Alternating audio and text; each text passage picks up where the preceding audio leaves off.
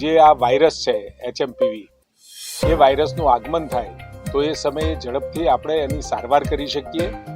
એક માર્ગદર્શિકા પણ આરોગ્ય વિભાગ દ્વારા જાહેર કરવામાં આવશે. એટલે આ સાવધાની સ્વરૂપે છે, આ ચિંતા કરવાનો વિષય નથી, પરંતુ સાવધાની સ્વરૂપે દરેક વ્યક્તિ આનું ધ્યાન રાખે તો ક્યાંય કદાચ થોડા ઘણા પણ કેસ ડિટેક્ટ થાય ભવિષ્યમાં તો એમાં હેવોક ના ફેલાય અને એનું સંક્રમણ ના વધે. આમાં જે ટેસ્ટ કરવાનો આવે છે એમાં RT-PCR નું જે આપણું મશીન હતું એની અંદર જ આ ટેસ્ટ થાય છે. એના માટેની જે કીટ ખરીદવાની પણ સૂચનાઓ આપણે આપી દીધી છે. આ જે HMPV વાયરસ છે એ સામાન્ય રીતે સામાન્ય લક્ષણો ધરાવતો શરદી, તાવ, ઉધરસ,